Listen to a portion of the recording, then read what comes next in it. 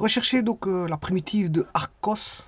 Alors ici j'ai fait une petite erreur parce que normalement Arcos, il y a... C'est arc.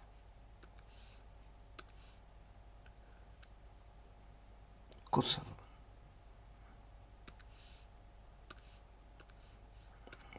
On va regarder sur GeoGebra comment il l'indique, s'il met 2C ou 1C.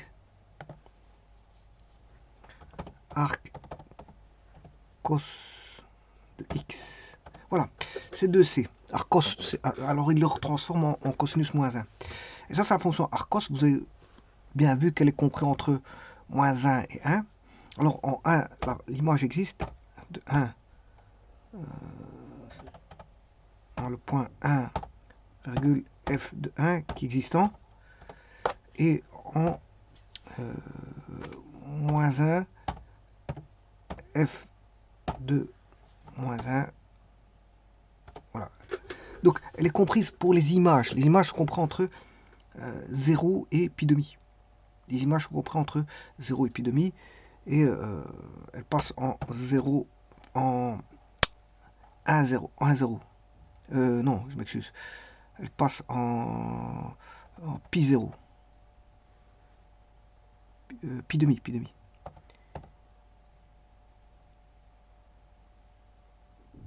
Pi demi 0. 0 pi demi, je m'excuse. Je vais effacer ça, ma bêtise. 0, pi sur 2. Voilà. Et bien voilà, donc la fonction est continue. Elle est strictement décroissante. Alors la décroissance, pourquoi ça décroît? Voilà, parce qu'on part de moins 1 vers 1. Quand les x croissent, c'est-à-dire de moins 1 vers 1, les x croissent parce qu'on passe par de moins 1, 0, 1, les x croissent. Que font les y? Ben, les y décroissent.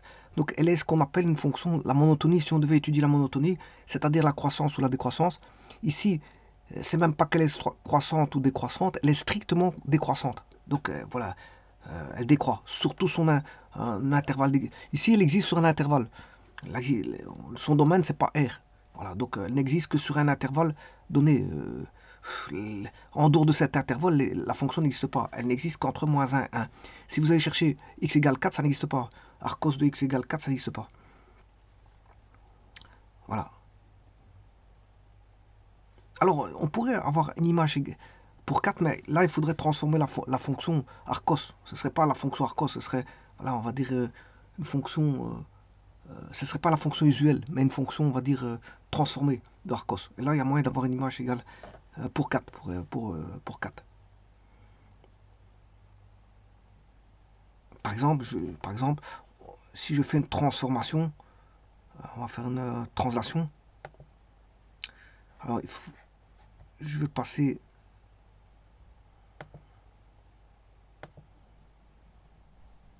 Je vais mettre un vecteur de translation en 4 pour amener la fonction en 4.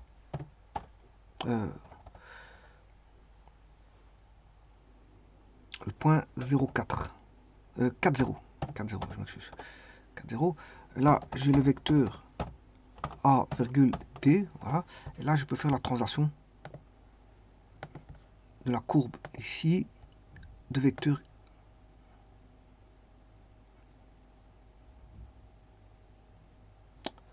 translation.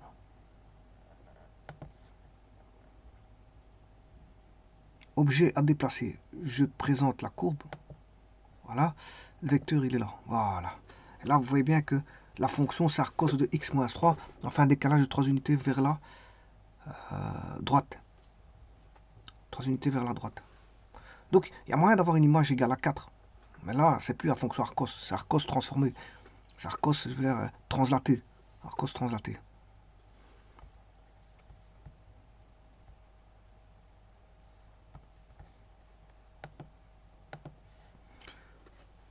Voilà, donc ça c'est la fonction arcos.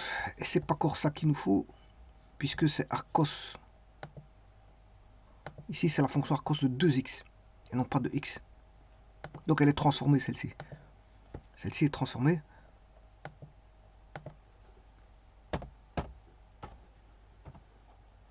Voilà, c'est arcos de 2x. Donc c'est celle-là, elle est transformée. Donc c'est pas celle qui est translatée. Voilà.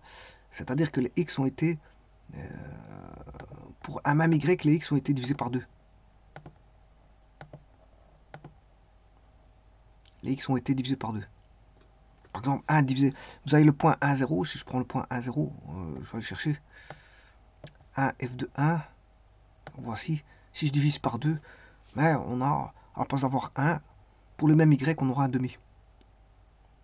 Alors toute la fonction est divisée par 2 sur les x.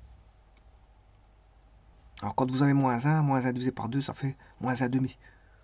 0 divisé par... voilà, 0 divisé par 2, ça fait 0. Donc on va rester toujours au même point. 0 pi. 0 pi demi, je m'excuse, 0 pi demi. Si vous divisez ce point-là en pi demi par 0, par 2, ben, vous aviez 0 au départ, 0 divisé par 2, ça fait 0. Donc la fonction est divisée par 2.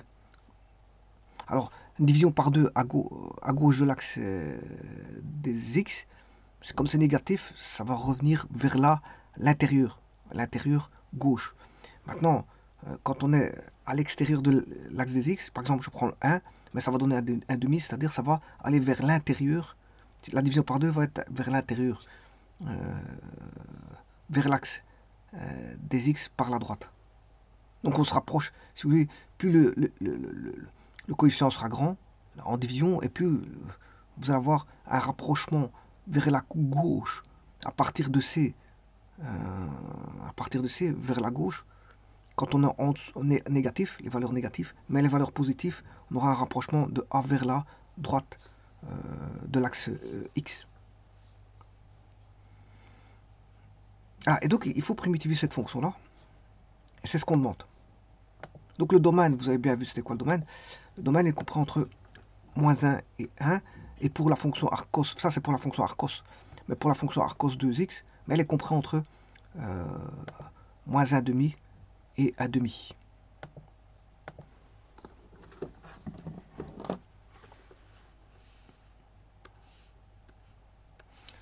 Donc, ce qui veut dire que la primitive sera valable dans son domaine, hein, et pas ailleurs. Ça veut dire que si vous cherchez la primitive, une intégrale définie en 4, ça n'existe pas. Je vous le dis tout de suite. Parce que la primitive, elle est définie que dans son domaine, c'est-à-dire x appartenant à moins 1 demi, 1 demi. Alors, ne cherchez pas une intégrale en dehors de ça. En dehors de cet intervalle, vous ne trouverez pas d'intégrale. Parce que l'intégrale n'existe que là où la fonction existe, c'est-à-dire entre moins 1 demi et 1 demi. C'est-à-dire c'est la fonction ici. Alors je vous rappelle que fonction arcos, ici, est une fonction usuelle. Hein. Ça, c'est une fonction usuelle à connaître en trigonométrie. Voilà, et donc, là, on a la fonction arcos de 2x. Alors, il faut chercher la fonction ici. Alors, je vous rappelle que cette fonction, c'est une fonction provenant du domaine de la trigonométrie. Et généralement, quand vous avez des arcs sinus, arcs cosinus, arcs tangentes, pensez aux primitives par partie. Alors, primitive par partie, il doit avoir deux fonctions. Est-ce qu'il y en a deux ici? Ben oui, il y en a deux. Parce qu'il y en a une qui est cachée. C'est le 1. Le 1. Et dès ce moment-là, vous savez très bien que f fois g, dérivé, c'est f' g moins f g'. Et donc, si je primitive f fois g, c'est la primitive de f g' moins la primitive de f' g moins la primitive de f g'. Voilà, attention qu'ici, si je fais ceci, voilà. La primitive d'une dérivée, c'est la fonction elle-même, f fois g, c'est égal à la primitive de f' g moins la primitive de f g'. Et de là, qu'est-ce qu'on peut ressortir? Ben, on peut sortir que la primitive de f' g est égale à, ou la primitive de f g', hein, peu importe comment vous voyez les choses. Soit vous posez g', ou soit vous posez f'. Alors moi, je vais poser f', donc ma donnée, elle est là. Parce que j'aurais pu considérer que ceci est ma donnée. Voilà, mais moi, ma donnée, c'est f''g. Donc, c'est-à-dire que je recherche f''g étant connu. Voilà, maintenant je peux dire que FG' est connu. À ce moment-là, il faut que j'isole le restant. Bon, ici, ouais, si vous voulez savoir ce que je suis en train de dire, vous pouvez appliquer la formule soit comme ceci. Dans tous les cas de figure, vous aurez F fois G. F fois G. Mais alors, si vous considérez que la donnée c'est FG', à ce moment-là, il faudra mettre F'G. Mais si vous considérez que la donnée c'est F'G, il faudra mettre FG'. Bon, moi je considérais que la donnée c'est F'G, donc qu'il y a une dérivée, voilà, il y a une dérivée parmi les fonctions qui est F'. Alors laquelle qui est dérivée, ça il faut tester. Il faut tester qu'est-ce qui est dérivé, qu'est-ce qui n'est pas dérivé. Alors pour ça, il faut au moins deux fonctions. Hein. Parce qu'ici, F'G, on parle de deux fonctions. Donc je rappelle que la fonction h de x, on recherche bien sûr sa primitive, qui est petit h. Voilà, la primitive de grand h qui est petit h. Alors je rappelle qu'on vient de créer une fonction 1 fois arcos de 2x, arcos de 2x, différentiel de x. Alors je vais vous mettre une formule. On a F'G est égal à F fois G moins F G'. Alors il y a déjà quelque chose qui doit vous, voilà, vous attirer l'attention, ce qu'on appelle tilter. Il y a quelque chose qui doit vous tilter. Regardez qu'ici on a G. Voilà. On a G. Donc il y en a une qui ne va pas bouger. Il y en a une qui ne bouge pas du tout. Alors qui sera F, qui sera G? Voilà, ça est toute la question. Il faut tester. Il faut tester. Alors, si je prends par exemple F', c'est le 1. Alors généralement, on note ça comme ça. On aura F'. Il faudra chercher le F correspondant. Donc, c'est une primitive. Bon, mais on a aussi, voilà, dans la formule, on a le G. Alors j'aurais pu prendre l'autre. Hein. Voilà, moi j'ai choisi celle-là. Donc j'aurais pu prendre F'G' est égal à F fois G moins F'G. Bon, je choisis là, celle-ci. Alors comme F' étant le 1, mais le G c'est Arcos 2x. Bon, n'oublie pas qu'Arcos c'est 2C. Hein. Bon, je l'écris avec un C, c'est pour avoir plus facile, parce que avec 2C c'est plus difficile. Arcos. Voilà, de 2x. Alors si je vous voyez l'écrire avec un C, ben, vous m'en excusez, voilà, parce que on peut l'écrire avec un C avec 2C. Bon, si vous écrivez toujours avec 2C, c'est toujours 2C. Hein. Il ne faut pas passer à 1C. Maintenant, si vous écrivez toujours avec un C, il ne faut pas écrire avec 2C à un moment donné. Donc, il faut respecter, soit c'est 2C, soit c'est 1C. Mais GeoGebra, pour lui, c'est 2C. Voilà. Alors, pourquoi écrit-on avec un C? C'est pour avoir plus facile à l'écriture, hein, pour éviter de cesser d'écrire chaque fois CC. Alors, G'. Voilà. Et ça, c'est la dérivée de Arcos. Et à partir de là, bien sûr, faudra appliquer, bon, c'est la primitive de F' qui est égal à 1 fois le G qui est égal à arc cos 2x est égal à quoi?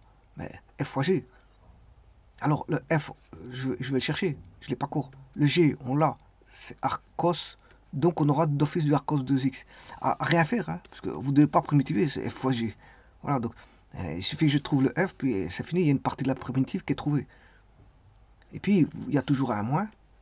Et là, vous devez remettre F, qu'on ne connaît pas. Attention qu'ici, il y a une primitive hein, à calculer. Là, c'est pas terminé, parce qu'il faut calculer la primitive. Ouais. Alors,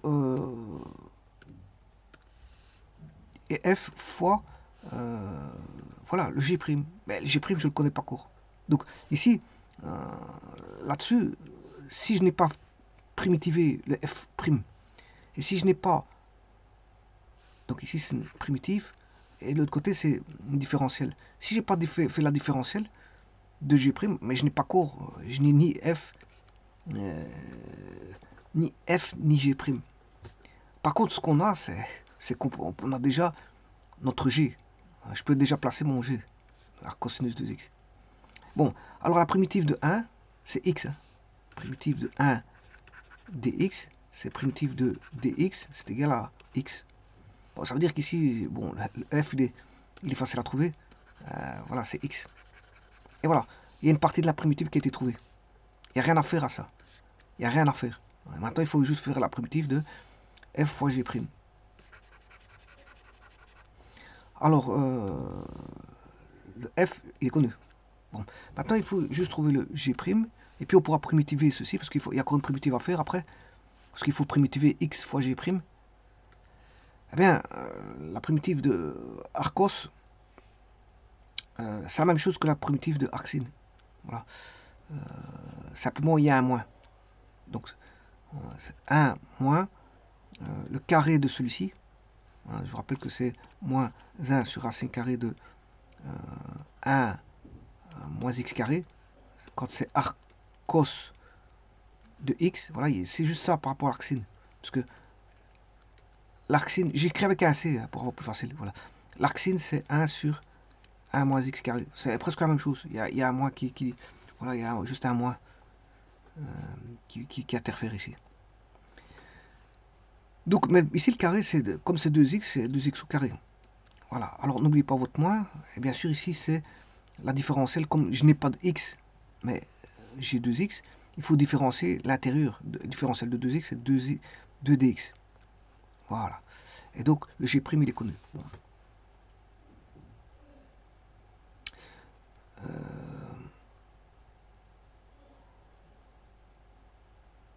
Et bien, on a tout. On peut fonctionner. Je vais réécrire.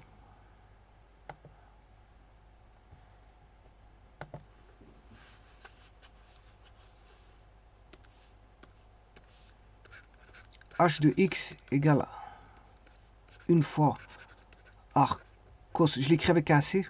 Voilà, comme ça, bon, je ne vais pas trimballer 2 fois l'écriture de c. Alors, ici, on a déjà la... Je vous ai dit ici, on connaît déjà la fonction. Hein. X arcos 2x égale à x arcos. Alors, bien sûr, on cherche petit h, la primitive. Hein. X arcos x moins la primitive de x fois moins 2d. Alors, je vais multiplier x, qui est f fois g', et g' c'est moins 2dx racine carrée de 1 moins 4x carré. Ce qui fait moins 2 fois x, ça fait moins 2x. Donc on aura moins 2x dx primitive de racine carrée de 1 moins 4x carré. Voilà, il faut primitiver ça.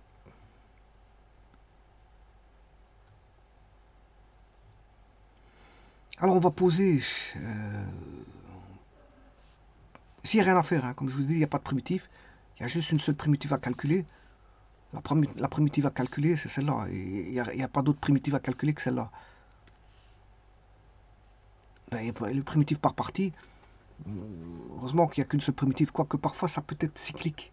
Ça revient à chaque fois. Et là, il faut trouver une formule. Il faut trouver une formule de cycle. Hein, une formule de cycle. Bon, mais ici, il n'y a pas de cycle. Donc, on va juste primitiver. On va poser U.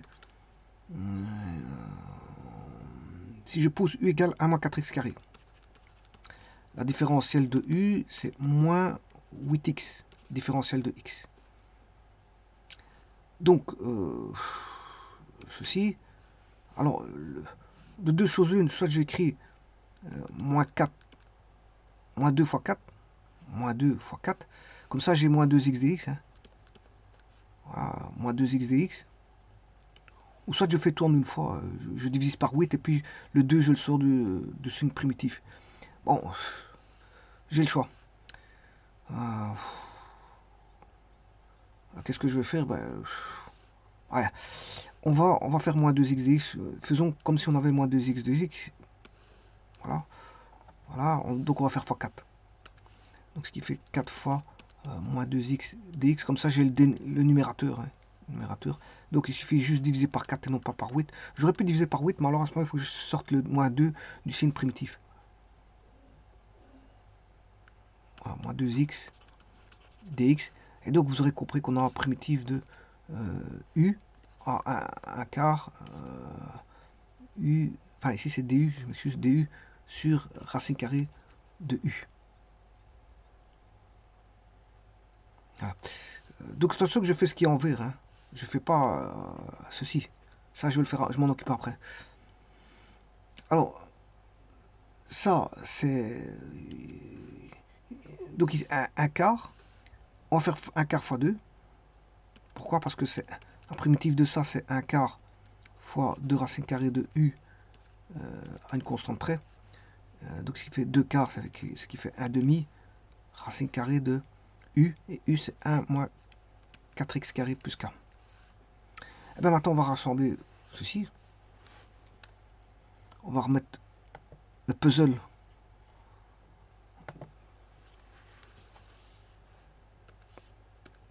On a h de x qui vaut 1 fois arcos. Arcos, je l'écris avec un seul c, je vous le dis. De 2x. Attention, c'est pas x, c'est 2x. Je le mets avec un seul c. Hein. Bon, j'ai pas envie d'écrire avec 2c. Comme ça, je vous le dis. Et le h2x, on a déjà une partie de la primitive qui est x arcos x. X arcos x. Attention qu'il y a le moins. Je suis en train de reconstituer le puzzle. Il y a le moins ici. Et puis il y a la primitive qui est ici. Qui est ici. Voilà. 1 demi.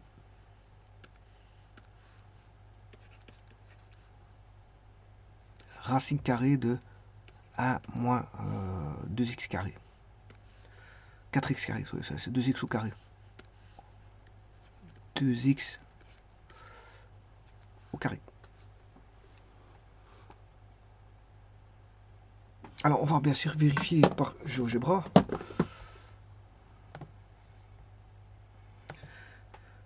Intégrale de G.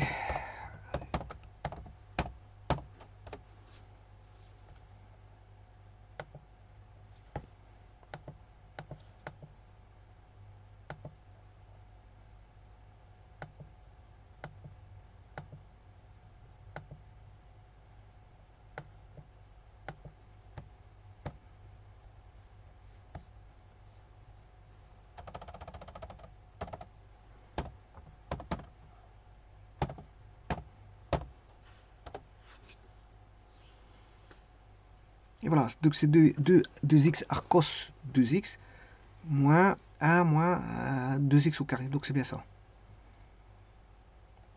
Et donc vous voyez que la primitive existe uniquement dans le domaine de arcos 2x.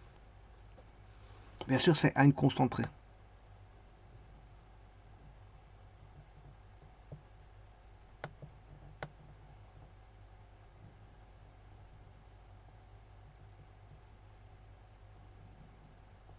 Donc on a un arcos 2x là-dedans. Hein. On a de nouveau un arcos 2x mais multiplié par 2x. Voilà, on retrouve l'arcos 2x.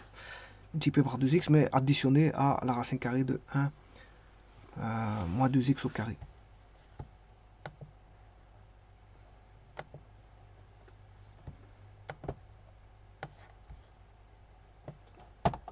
Bien sûr, plus k. Je vais ramener la constante.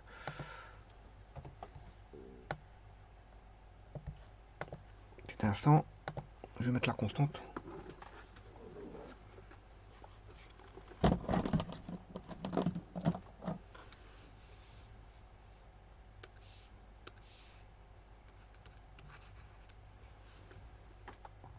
Voilà la primitive.